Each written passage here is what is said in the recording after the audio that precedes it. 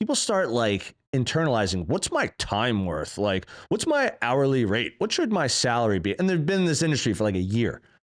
And I'm like, get over that. Like, you're a business owner. If you want to go make a salary, go work for an employer. Like, that's why people do that. I think it's important to have those conversations at some point in your career. It's very educational to know what your time is worth. Yep. Not in the first year. Yes. No, so, as you get going, there's truth in that. And so in the first couple of years for me, it was, I know how I can be successful. I can be the first one here. I can make the most phone calls. I can make the most follow-up calls. I can be the last one out of the office at night. And if I'm putting in more time than anybody else, chances are I'll beat them. I'm going to be successful.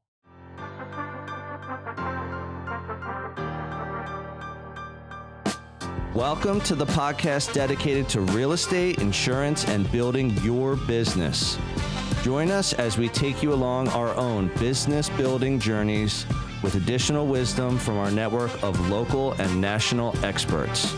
Welcome to Bricks and Risk. Hey everyone, welcome to another episode of Bricks and Risk. I'm Timothy Michael Garrity. And I'm Sean Mooney. WNBC. What's up, man? Hey. Where you living? We are bricks and risking today. We are? Mm-hmm. Yep. In what way? What is this shirt? You just had a little wardrobe change. What the hell is that? Some guy, Parker Lewis, sent it over to me. Does it got boats on it? He's a listener of the show. D8 and 55. Do you know what it looks like? It looks like a 5-year-old boy's bed sheets that someone cut, threw on a sewing machine, and added buttons. I think you're right. Yeah. Sure, you paid under $10. Top dollar. Under Top 10. dollar. All right. This is a one of a kind. All right. We got a good one for today. But before we dive into this episode, we want to read another listener watcher review. This one comes from Keon Whiting. What's up, Key? Fantastic guest. If you haven't listened to or watched his episode yet, please do, because it was excellent. I had the number. Nuggets galore in that one. So Keon goes on to say, this is a great podcast. Super insightful and educational. Can't wait for more upcoming episodes. Thanks, Key. We appreciate you taking the time out of your day, man, giving us 5 stars and some kind words. So, all right, son. What we got going on today? Today's topic is based around the question as to why there's such a high failure rate when it comes to real estate and insurance professionals. Yeah, this is interesting. So we've talked about it before. I actually did a guest podcast appearance on Real Estate Rockstars. If you're familiar, if you're in real estate, you've probably heard of them. They have over 1 million downloads. What's up, Aaron Amuchastegui? And I was his guest, and the title of my episode was actually about the failure rate in real estate, because even at the time, no one was really talking about how that's kind of like a staggering statistic, that if you get your license in real estate, like the survival rate in 5 years or less, that 87% of the people who get licensed, they get in the business and they get out of the business. But what was even more staggering is that we found some insurance numbers. Yeah. And again, you're going to have to take these with a grain of salt. You could probably pull it up on different websites that say different numbers, but overall, this is what we found and what we're putting out there. I don't even think numbers are important to give it a reference point. Yeah. But overall, it's high. You can see what's going on with these industries and the survival rate. Yeah. So in insurance, 90% of agents in 5 years or less get in and out. But life insurance agents specifically, which, you do life insurance, it's probably just got to be a really difficult industry to break into. 93% in 5 years or less. So I know Tom Toole, what's up, man, has called it, Club 87. If you're unfortunately one of the people that doesn't survive in real estate after 5 years, and Club 13 if you do. But I thought that was interesting about insurance. Like, have you always experienced that? Like when you were working for Allstate and State Farm, did you experience people kind of coming and going from the industry? Yeah. So here's two things. Okay. The first being life insurance. The life insurance, there's a lot of outfits out there Yep.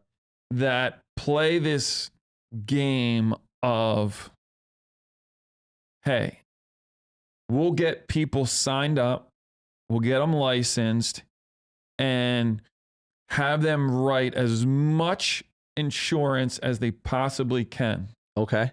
knowing they're not going to be around in a year or two. Whoa. Because then what happens is Jimbo writes the policy, right? Yep.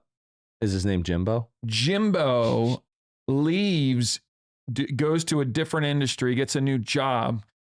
Then the company just absorbs that They're business. like, that's our client now. Yep. Whoa. So it's so That's interesting. so if the design by the company, if that's the way Yeah. you want to build and grow. Like the industry mindset is failure is high. Like, let's just let it go that way.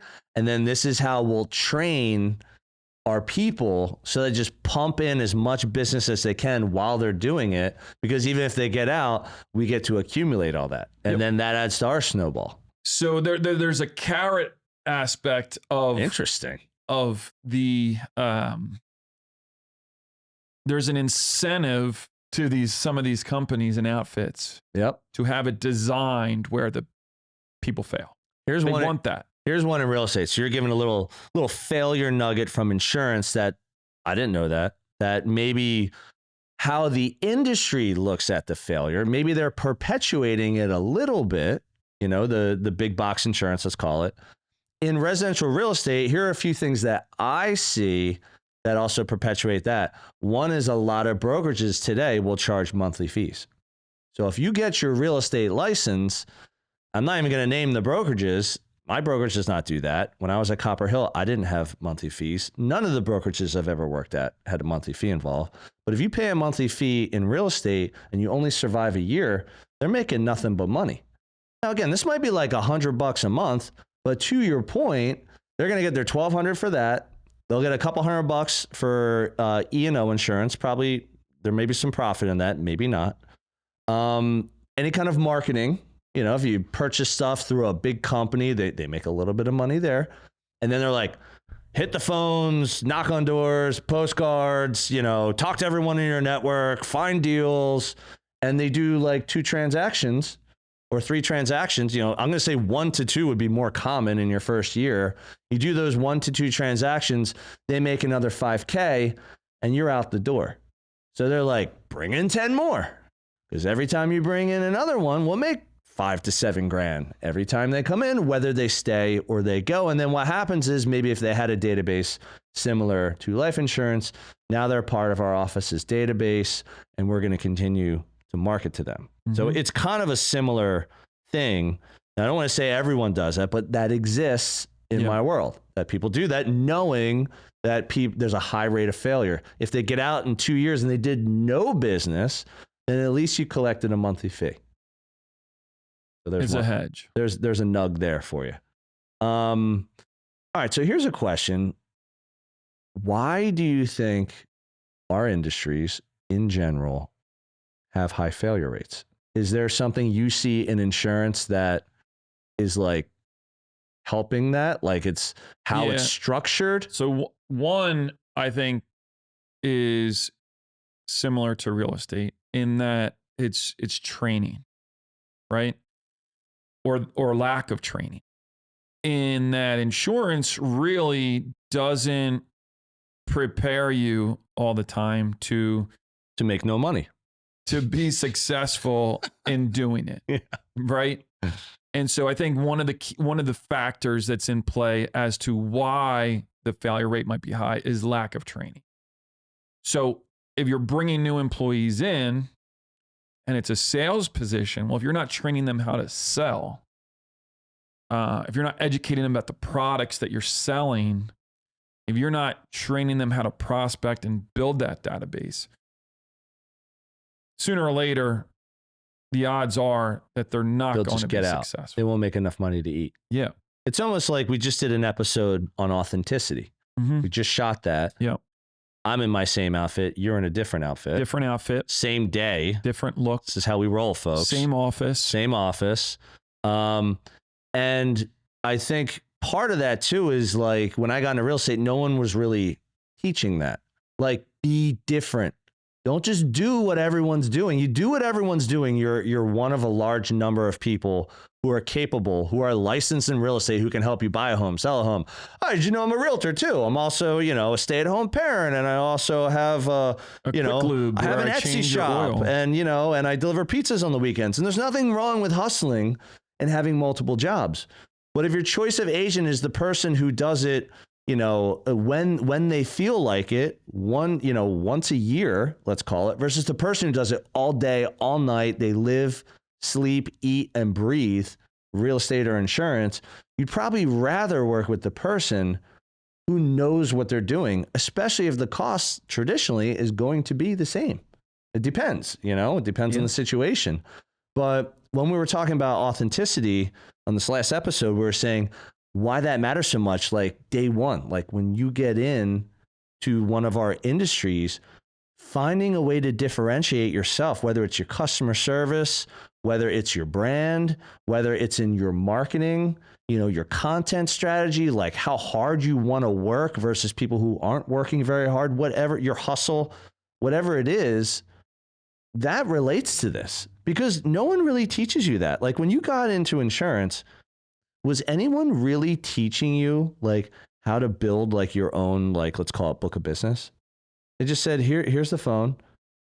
Dave Hill, who works in insurance. What's up, Dave? I'll never forget this story. It was literally the story of day one, start, like, here's a phone book. Go to work. Have fun. Yeah. We need insurance. Report back once you're halfway through the A's. And so I think there's a lot of that. Like this expectation that someone's just going to come in and know exactly what to do. Just go out and find the business. Yeah. And so you're setting everyone up for, failure by having it set up that way, the structure that way. There's not enough emphasis on, okay, like, let's talk about the steps you need to do to implement to build a network, because without a network, sales is really nothing. Well, here's what's interesting. Opening the phone book, making phone calls, whether you're in real estate or insurance, you can make money. Yeah. If you're really if you're good at it, sure. on the phone and you're like, I'm going to make as many calls as I can every day, week in, week out, month in, month out. We've talked to people, we've had interviews with guests where they look at it as like, I'm having conversations with people, which could lead to an appointment consultation, which could turn into business, turn into deals. Well, funny enough is you can build, like, it all hinges on you being good at it, right? Nick Gigante talks about... What's up, Nick? About building his Rolodex.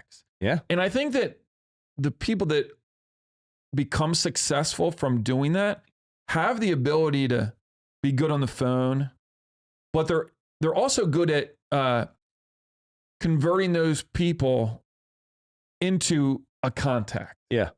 Right? Right. They know how to, like, once they get someone's attention, they know how to cultivate that. Yeah. Into something more. Right. Into a meet and greet in person, into a consultation, into another phone call. Whatever. I'll circle back with you in a month. Or like, whatever. Hey, do you know anyone that might, need my services? You know what's funny? Like how we use words sometimes, like Rolodex, and we have some younger people listening to and watching Bricks and Risk. Wasn't Rolodex the actual name brand of the thing where you had all your business cards and your little notes on people? It was. So it was like a little piece of plastic. You would open it up, and it was like a roll, like a shell cover. Yep. and then on the side was a wheel. Yeah, you just flip through it to the letter of the alphabet. You're Yep. like, okay, Sean Mooney. I go to M. Dylan, can we just drop that? Yeah, we'll drop an image in of Tim what and I. a Rolodex actually looks like, We'll because get the AI video generator of me and Tim. I'm going to guess Rolodexes. I have not seen a Rolodex in the business world in probably a solid 23 years, but I could be wrong. Which is funny. Do you give out business cards? Do I live under a rock? No, of course I give out business cards. Right, but like, where does that business card go? I think it goes in their pocket. Like if you don't have a Rolodex. To their house. The Rolodex and was they add like it to their iPhone, not their Droid. The Rolodex was home base. It was. For the business That was card. where it was. But you don't need that now when you got one of these in your pocket.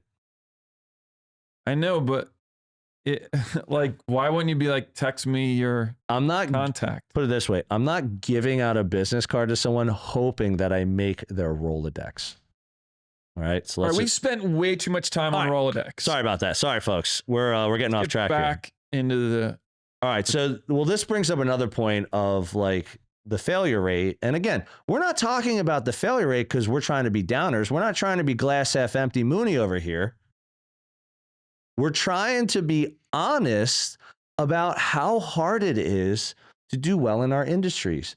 And we're not saying that to discourage anyone. We're actually saying it to encourage you to get better at what you do. Like, be part of that 13% in real estate that survives after 5 years. Be aware of the steps that you need to take exactly in order to be successful. In order to succeed.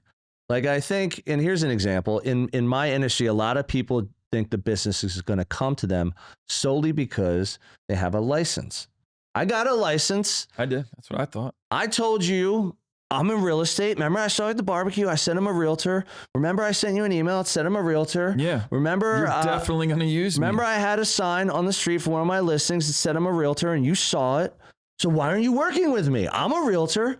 Well, there's thousands of realtors in and around Philadelphia. They might have 6 cousins that do real estate. And this was one of the things when I used to do training at Copper Hill Real Estate, one of the things I used to teach on was something that I called the 80-20 rule. And there's a different ways to look at this rule, but the way I looked at it in residential real estate, which was pretty true off some stories I read, was that 80% of the agents who are licensed in residential real estate do 20% of the business. So if there was $10, 8 out of the 10 are sharing $2, okay? But then 20% of the agents are doing 80% of the business. So think about that. If 8 of them are sharing $2, but 2 of them are sharing $8, who's doing well? And by a big margin, the 20%. Yeah. And it might even be thinner now. I mean, if the failure rate is 13 or the success rate is 13%, it might be more like 10% are really owning the market. So it's almost like you had just said, how do I get to that 10%? How do I get there? And I think one of the big things besides authenticity is really in your commitment and your consistency. It's another episode we did recently that's done very well. We've had a lot of people listen to and watch that episode. I've gotten a lot of feedback on that one, actually. That people said that was awesome. That was helpful. Yeah. It's I think part of the other part that I was going to mention early on was specific to insurance was the commissions are so light. Yeah, you don't make anything off a commission in insurance. I remember when I went into my first job over in Conshohocken, and the guy sat me down, and he said, "In Conchi, he had this list, and it was like a sales matrix or whatever it was, this grid, and he's like, "Oh, if you do this and you do this and you do this, this is what you're going to make." And I'm like, "Wow, that's awesome. I would love to get here." Yeah. How do I get here? Yeah. And like the reality is like that takes 35 years, Sean. You know that? Yeah. So I guess if we go back to the burnout rate for new insurance agents, it's like you get licensed, you're sold this bill of goods, like, oh, just sell this amount of insurance and this is what you'll make. And after the first year or two, I'm still barely affording Wonder Bread. Yeah. And so the difficult part is that the commissions are so small. It's a volume game. Yep. And you have to build it over a period of time. Like you have to build that book of business over years. Years. And so people aren't willing to just like wait for it. Get in and have that mindset is like, okay, if I just stick with it a couple years, down the road everyone has that. Where am I at now? Where am I at now? What am I doing now? How much am I making now? I need to make more. This isn't working out. Yeah. Or I don't like it. I don't even like what I'm doing. I don't like selling insurance because even when I'm good at it, the deal falls through and I lost $100. Whatever it may be. Yeah. People just can't think down the road. Yeah. They can't put all this time in to make it worthwhile 3 years from now. It's true. So I think that plays a significant part of a 90% that get in, get licensed, get going, and then stop. Here's an interesting stat that just came out in real estate. I think it came out through Inman News. Great resource for anyone that's in residential or commercial real estate. It's helpful. Was that the study that they did, or whoever did the study in the story, said that in 2024, that 70% of people who are licensed to do residential real estate in the United States did not do any transactions at all. So 7 out of 10 agents did not even do one deal. Which makes sense because on a normal year, in a normal market, you probably have 40% that don't do a deal. That's right, yeah. So now or even like in a good market. Right. Yeah. So now you're really only talking about 30%, 25% more, right? Because of the market. Because the market's tightened, or people just kind of gave up last year. I'm getting out in 25. 24 was my last year to see if it would work. So I think that the numbers would probably follow that line of thinking. Yeah, and again, 70 to me sounds high. I was just listening to Knowledge Brokers recently with Tom Toole, Byron Lazine, and Lisa Chinati. What's up, guys? You made our top 3 real estate-based podcasts. And Tom's episode will be coming out in a couple weeks. Yep, we just interviewed Tom. And on that episode that they did recently, it was either like a week or two ago from now, they were talking about this study of the 70%. I think Lisa went into her MLS up in the Boston area, and Tom went into Bright MLS here in Philadelphia. And they just did a quick search. And I think both of them said it was around like 50 to 60% of people who weren't writing any business, that they just looked at like agents that did a transaction. So it's probably about, let's just call it half of people who have a real estate license are just not helping anyone. And they're kind of just waiting. Like maybe they got their license because like, when I buy my house, I want to represent myself and I want to make $10,000 in the commission. So I'm going to pay, the $500 to get my license, and the $500 a year to be an MLS member, and the $500 a year to be a realtor. I'll just pay that for like 2 years because I know I'm going to buy a house in 3 years. So some people do that, and then they want to represent themselves on the biggest purchase of their lives, which I wouldn't recommend that to anyone. And here's the thing. Like, would you go to a dentist that moonlights as a dentist? No. Like, would you go to a part-time doctor? No. Right? Right? What? That's my point. Exactly. Like, no, you wouldn't do that. Like, I need this cavity filled. My brother does. This is only my second time doing it in 5 years. My brother does that on every other Friday. You have to come in here at 7 p.m. just to keep his license. That would be cheaper, but you got to come in here at 7 p.m. So have a light dinner and floss before you come. It's just my point that big decisions or big transactions that have a real significant impact on your life should be done with the ones that are doing it every day, know the markets, know the trends, and can counsel you through that trend. And here's the thing, like, there's nothing wrong with having a real estate license or an insurance license and helping clients here and there. There really is nothing wrong with that. As long as your expectation or mindset, which is what we're going to get into next, is that I'm just doing this as more of a hobby. Like I'm kind of interested in it. Be a like, referral agent. Yeah, I'm making a little bit of money here and there. And maybe they're just doing slam dunks that don't require a lot of customer service. It's still not what I would recommend. And I know you wouldn't recommend that, but Be the referral agent. We have people, I know agents, I know insurance agents out there. Yeah. That they want to do business development, basically. Hey, listen, you're licensed. You don't want to do all the in-office, back office minutia. You make the connect. Yep. I'll do all the hard work. Yeah. And I'll give you a little rip. Yep.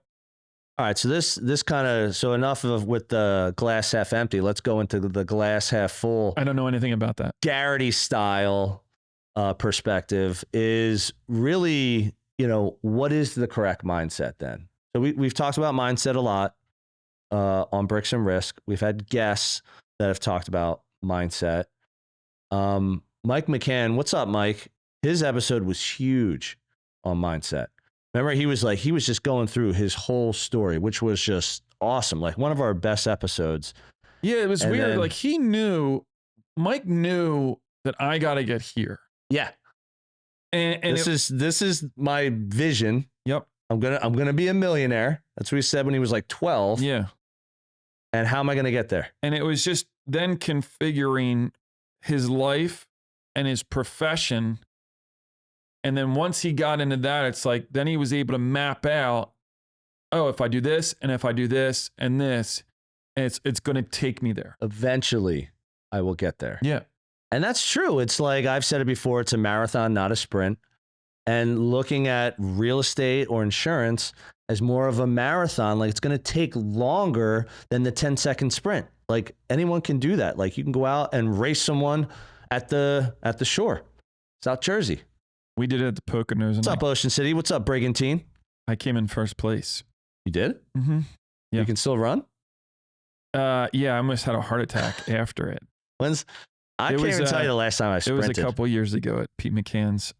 We did like a heptathlon or. Okay. So people were like trying to like pull hamstrings and like injure themselves. Oh, it was so funny. And there's a picture of Callan's face where Callan was running and he was.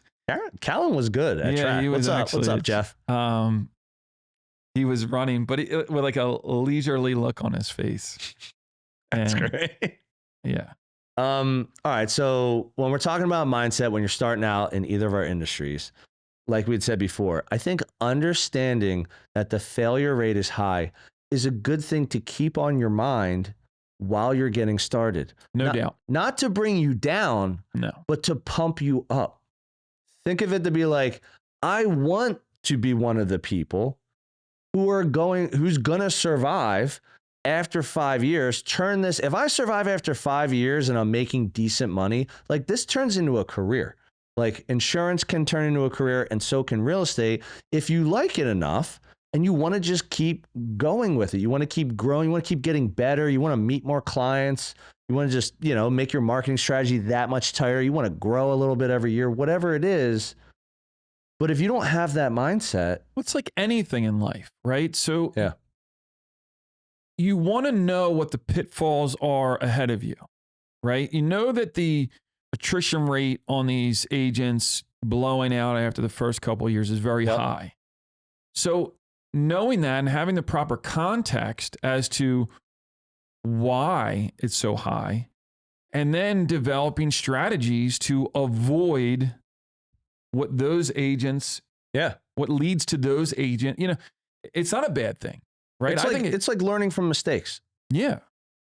And so if nothing else, if you are committed to doing this as a profession and staying committed and listening to people who are successful about it, you're probably going to win.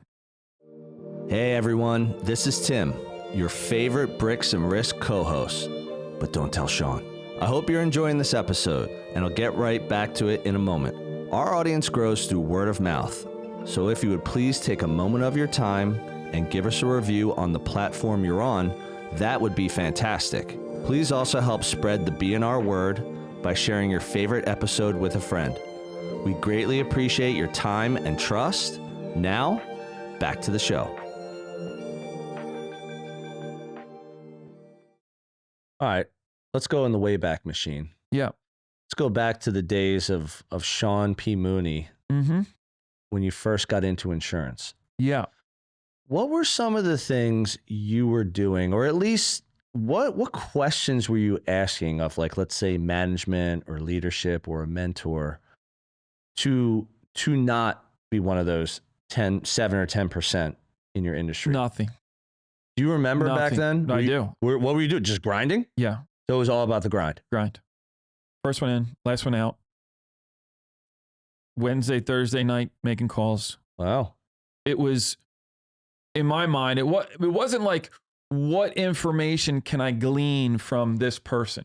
Hey, what tips can you give me to do this? You just said I'll just work as hard as I can work. And if I outwork most people in my office, I'll make more money. Yep. Hey, you know what? That's admirable because a lot of people don't have that. I would say the high majority of people, it's really in the grind and not I'm working so hard. Like people start like internalizing, what's my time worth? Like, what's my hourly rate? What should my salary be? And they've been in this industry for like a year. And I'm like, get over that. Like, you're a business owner.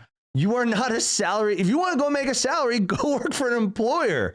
Like, that's why people do that. I think it's important to have those conversations at some point in your career. It's very educational to know what your time is worth. Yep. Not in the first year. Yes. No, so, as you get going, there's truth in that. And so in the first couple of years for me, it was, I know how I can be successful. I can be the first one here. I can make the most phone calls. I can make the most follow-up calls. I can be the last one out of the office at night. And if I'm putting in more time than anybody else, chances are I'll beat them. I'm going to be successful. Dude, that's really interesting because that's not the approach I had. Yeah. You know, when I got into real estate, and we've talked about how I got into blogging, was one of my ground level marketing ideas that added to my marketing strategy. The way I really looked at it in real estate was, how do I gain visibility, and how do I gain visibility online? So this is like 2010, that the top people are already doing, even though I'm new. So even though I'm new, like let's say I'm starting my first 6 months and I haven't done any sales, which I didn't. I think I did my first sale toward the end of my first year. But I was doing rentals. Like I got into the office, like my first brokerage was doing property management. They're like, hey, tenant wants to go see this place. You want to do it? It's over in West Philly. It's a $700 rental. I was like, give me the keys. I'll go. And then I was like, just hustling, like meeting people, like meeting good people, good Philadelphians who just needed help. And they're like, yeah, I don't even know if I can afford this. Okay, well, what can I help with? Like, how can I help you get to, what do you want to know? Like educating people. So I think when I first started, I didn't have the mindset of, I'm just going to put in more hours than everyone else. I looked at it as like, how do I become more visible than everyone else so that people see me over and over and over again? It was almost like, I think my marketing background from LaSalle University, Explorers, that I think I just said, that's what I know. I understand marketing. I had a couple jobs where marketing was part of it. I was in the mortgage business. Did you ever have class with Kush? I don't know if I ever had class with him. Wasn't he a marketing major? He was communications. Oh. He was comm. Right. Come on, dude. What's up, Andy? How you doing, man? Andy. What up, Kush? 007. So basically, I think for me, my mindset was a little different than yours, was like, I'm going to strategically place myself in these different spots. I tried everything. I had Craigslist. I had Trulia. I mean, I was like, I had Blogger, was a free website. My website looked like absolute trash, but my content was good. I'm like, I don't even care. It's like you with the desk and the phone, and being in this crappy little office, you're like, I don't care. Yeah. Because I'm just going to work my ass off to meet more clients and treat them right. Well, I think with you, it's a little different in that there's strategy behind it. Yep. Is like, how can I kind of figure this out? And with me, there was, what was the strategy for insurance? I guess there could have been something like maybe networking. Yep. You did a lot of networking. I did. Do you still do much networking in person No. besides this? Besides the Sean and Tim show? No, it's more like the one-off stuff, like a Like an event? Tommy Mellett. What's up, Tom? I talked to him the other day. He's like, oh, let's get together, for coffee or something like that. One-on-one networking. Yeah. That's where the bulk of my quote unquote networking takes place. That's most of mine today as well. The bigger, networking stuff, I don't do. Okay. All right. So we talked about mindset, understanding the failure rate is high. And then also what we wanted to talk about with mindset, again, like you going in and grinding it out and again, you still grind it out. Looking at it as like, this is a numbers game. Like, let me get as many numbers as I can. And that leads to income. And then I'll keep growing and growing from there. Was basically of saying like the relationship focus of our industries. So even though you were grinding, I'm sure you still had that relationship mentality because you grew up here. You got relationships from when you're a little kid, just like me, to still have some of those relationships today. We're 45, about to be 46. Crazy. And do we look our age or do we look like we're like 38, 42? What do you think, Dill? We look our age, we look young.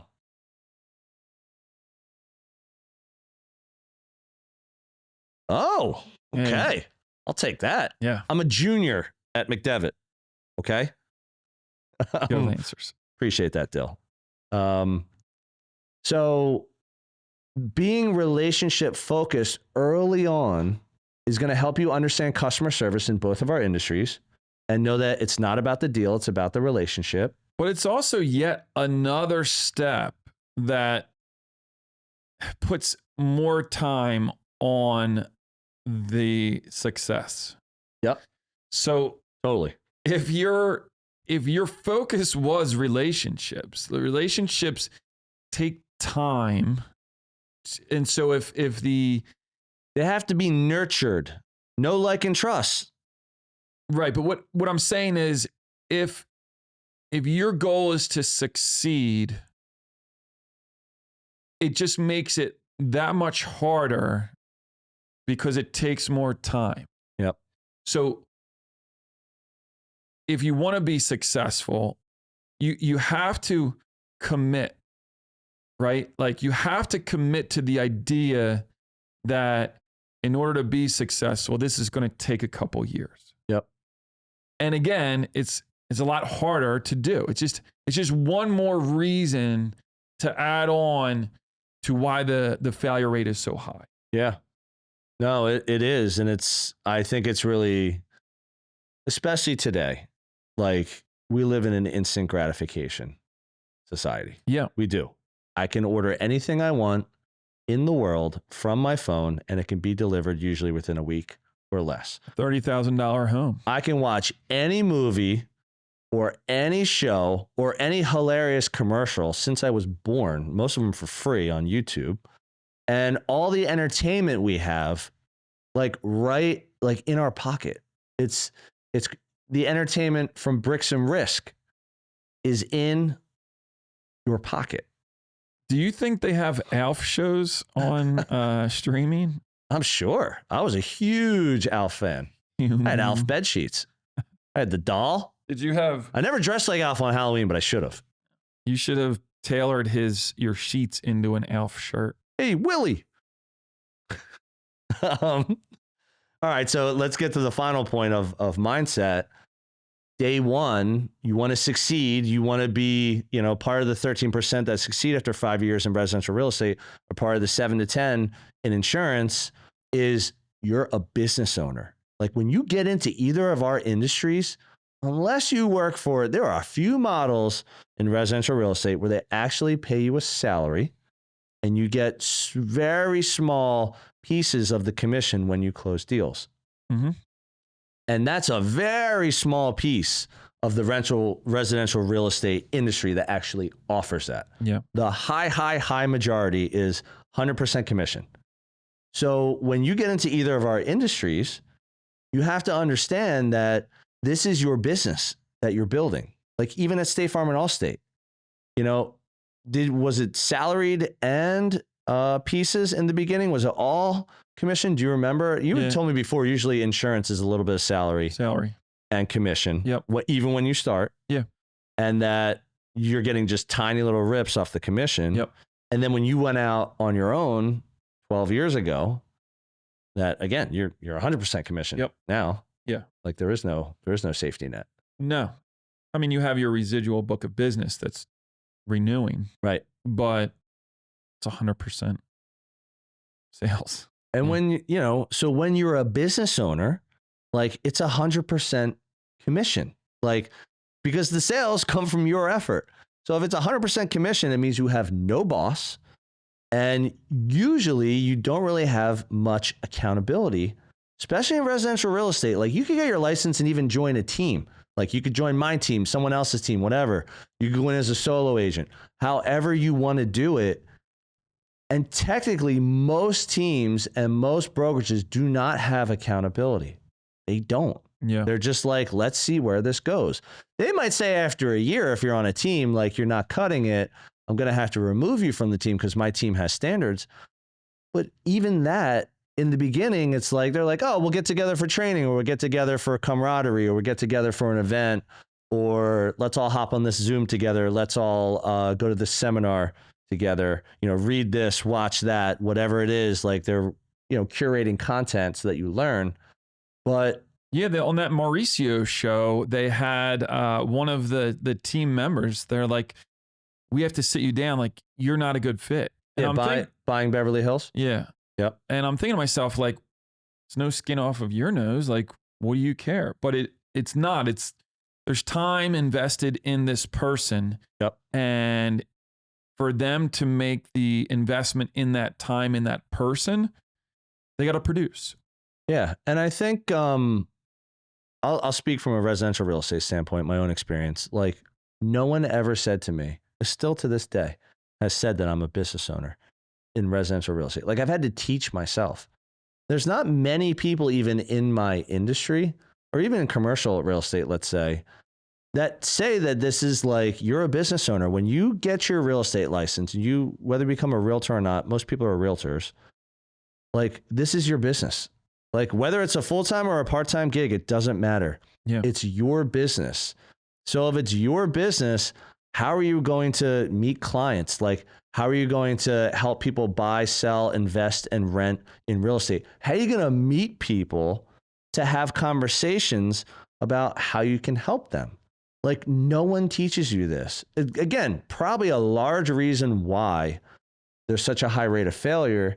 You're just not really getting that advice from anyone, which again, when we started this podcast, like when we started this, like one of the main reasons we started, we're like, we want to help people out. We want to give some information from our own experiences, whether you agree with it or not, whether it's right or wrong, it doesn't matter. But we're going to put information out there that we've either learned, experienced, or embraced ourselves. Like we've learned things along the way. Most of it didn't work out, but the stuff that stuck, it stuck for a reason because it worked. And then when it works and it helps propel your business forward, you grow a little bit. If I want to take my business up a little bit, what's my next step? Like, how do I do that? Do I start a team? Like, do I start a brokerage? Do I ask for a better split? Do I work with a higher price point? Do I work with investors? Do I get development listings? Like all this stuff comes into play when you grow your business in residential real estate. And when we started this podcast and we were like giving information, like one of our main goals of doing that is like, I hope someone listens to or watches this thing and gets something out of it and then takes their business up a notch, or at least like shifts their perspective, their mindset into their own business so that they look at it differently, that they get on a different path, a different track, and that they start seeing more success than before they listened. There's nothing better. I mean, we talked about it. There's nothing better than this hasn't happened yet. Yeah. To the extent I'm going to draw out. But if someone came to one of our events and said, "Hey, when you were talking in this episode, you were talking about this," hey, I did that and it really helped my business and led to X, Y, and Z. Yep. Like that would be like a dream for me. I'm going to give you a good one. Okay. So again, Let's go. I remember I did that agent workshop I said at the end of last year. And one of my buddies at Real Broker, Justin Heath, what's up, Justin? After I was done with the agent workshop, I was showing people tangible items that I do, things that I use in my own marketing strategy to grow the Tim Garrity team. Yeah. And I did this at Copper Hill. I did this at my previous brokerages before. Not exactly the same. And I've learned different things along the way and added things on. But when I did the workshop, I also sent a follow-up email to everyone in the workshop. Because again, you and I are more of a helpful nature. Like it's why we do this. And I said, so everyone that was there, here's where I get my magazine. I get it from Luke Akery at Reminder Media. Contact him. What's up, Luke? Here's where I get my trucker hats. I get them from Custom Patch Hats. Here's where I get my custom handwritten note cards. I get it from moo.com. Here's where I get my pop-by holiday gift boxes. I get it from Market Dwellings. And then so like after I did the workshop, I did the email, and then like a week later, Justin's like hit me up. He's like, tell me about those Popeye gift boxes again. So again, he's like asking questions. He's diving deeper. Then he sends me a picture of him doing it, a couple months later. He's like, this is great, man. And then not only that, he was sharing feedback from the people from his network that were receiving these things. And it didn't 100% come from the podcast. Yeah. But he's been listening to and watching the podcast. He attended the workshop. He put it all together and said, I'm going to try that. So, and there've been a handful of people that have said different things to me about different things we've talked about, even things that you've talked about. Number one, Justin is already a really good real estate agent. Yeah, he's a superstar. And I love it because it's like, how can I get better? And that's his mindset. I mean, if you watch him on Instagram, if you talk to this guy, it's just looking for ways to get better, right? And I think that that's a lot like you and a lot like me. Yeah. I would be the same way as to like, hey, remember you told me that? Like I would share I would do the same exact thing. A lot of our guests, same thing. Yeah. He actually hit me up because he was doing this Monco thing. And I guess he saw your post and was like, yo, I just voted. Nice. Did you vote? Yeah. Yeah. Are you crushing? How we doing? We're at like... Let's get some live results. You don't have to give the percentages, but just tell me if you're ahead or not. That's what I want to know. We were leading the pack as of yesterday. Good lead? And there's like 2 weeks left, maybe.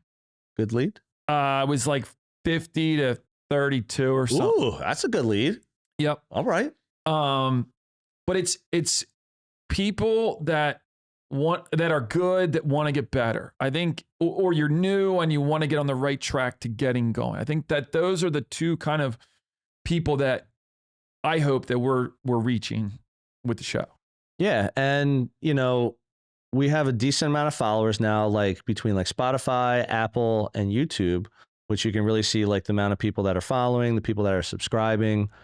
And we've even seen this with the podcast, like every week it gets a little bit better, because one thing we committed to up front, and we've mentioned this before, is we wanted to drop a new episode at least once a week. And you and I have gotten so dialed in to doing this that we're still it's like a year and a half later from when we started recording. We're still 2 months ahead in content today, just like we were in the beginning, because consistency was one of our number one rules. Like we can't ever miss a week. Like we have to stay ahead of it. We can't get lazy. We can't be like, I'm out of ideas. I don't have any more guests to talk to. Like, no, we're always ahead of it. We're always thinking 2 months out. Who's our next guest and why? What's our next topic and why? And again, this is, the podcast is not a business. And I'm not saying like it's, we're business owners. But we treat it like a business. Well, we treat it like a business. Yeah. Like we look at it as the mindset is like, this thing's not going to go anywhere if we don't work hard, stay committed, and stay consistent. And then we've even gotten better. Like, LinkedIn, like our LinkedIn group now has over 500. It's like insane. We haven't even been releasing episodes for a year. And someone may look at that and be like, that's nothing.